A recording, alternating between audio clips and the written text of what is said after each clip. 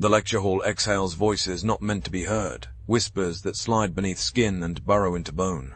Night had drawn its cold veil tight over the aged university lecture hall, a cavernous relic trapped between decayed grandeur and suffocating neglect.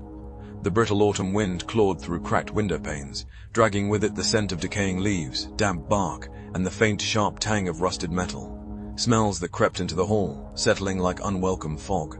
Through the darkness, splintered branches scratched the glass in slow, uneven rhythms, like sinister fingernails riffling the brittle pages of forgotten tomes. Inside, faint fluorescence spotted uncertain breaths of sickly light, casting trembling, writhing shadows that clawed across desks scarred by decades of careless hands and ink-stained memories. Each wooden slab bore the gritty texture of time's slow erosion, rough and brittle beneath my fingertips as I settled into the center row, the epicenter of stillness and dread. The cold seeped upward from the cracked concrete floor, stealing warmth bone by brittle bone, a creeping frost that whispered of absence and loss. The atmosphere pressed inward, heavy and suffocating, a living, breathing weight that wrapped around my chest with the familiarity of grief. The cracked clock's shattered face ticked a ragged metronome, each second a thin wire poised between lingering hope and crashing despair. Memories surfaced, fractured fragments like shards of faded photographs tucked too deep to be whole. A voice laughing beneath sunlight, the scuff of shoes on polished floors, the sharp scrape of chalk against slate, only to be swallowed swiftly by the overwhelming silence. They said the hall had been condemned after the fire, tongues wagging of shadows trapped in smoldered beams and smoke-stained walls.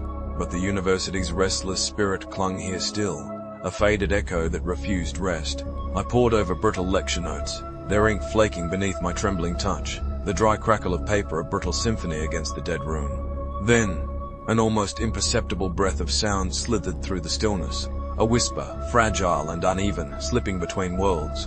"Is someone there?" I whispered, voice cracking like frozen glass, the words dissolving like mist in the frigid air.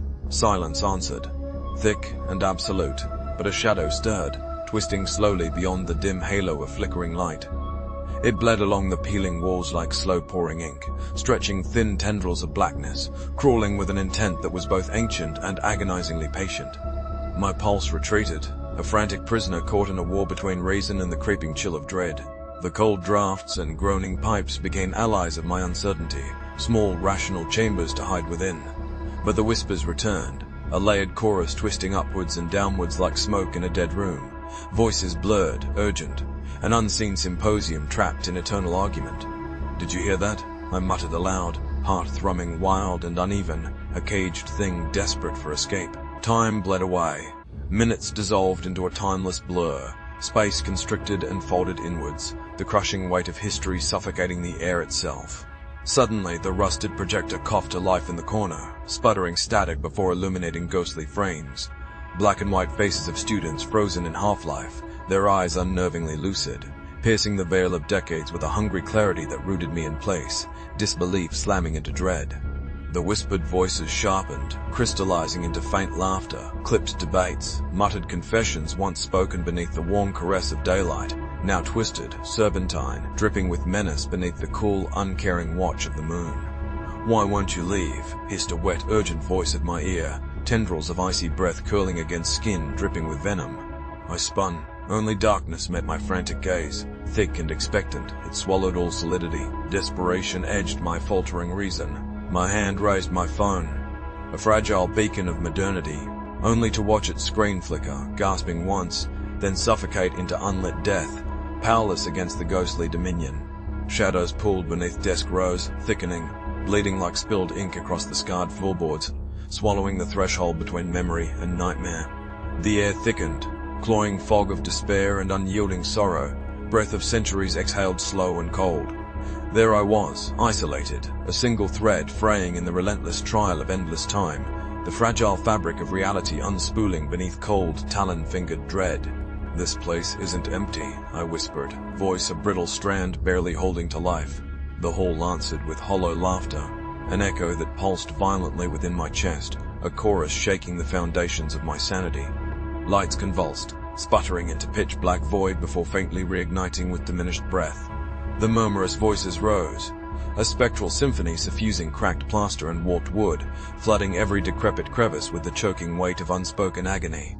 Shadows entwined and stretched, coalesced at the room's far end into a fleeting silhouette, unreal, ephemeral, yet undeniably alive. And as my eyes blinked, it dissolved, swallowed by the voracious darkness. Panic seized me. I bolted towards the door, only for it to crash shut with brutal finality, trapping me in this vaulted cathedral of forsaken knowledge. Silence fell like a guillotine's blade. The whispers ceased, the light steadied, and the cold sharpened like a blade's edge. But beneath the stillness, something had irrevocably shifted. My reflection fractured and shimmered in the cracked window pane, an unstable apparition caught between worlds, refusing the solidity of flesh. Minutes slipped like exhausted ghosts in the suffocating air. No escape. The hall waited, patient, eternal, a silent promise etched into the bones of stone and timber. My name escaped in a fragile breath, swallowed whole by the abyss. Only silence answered, closing tight around me like a sepulchre where voices never end and shadows never sleep. Hear the whispers. Step closer. Subscribe and share your stories where silence breathes, horror beyond words.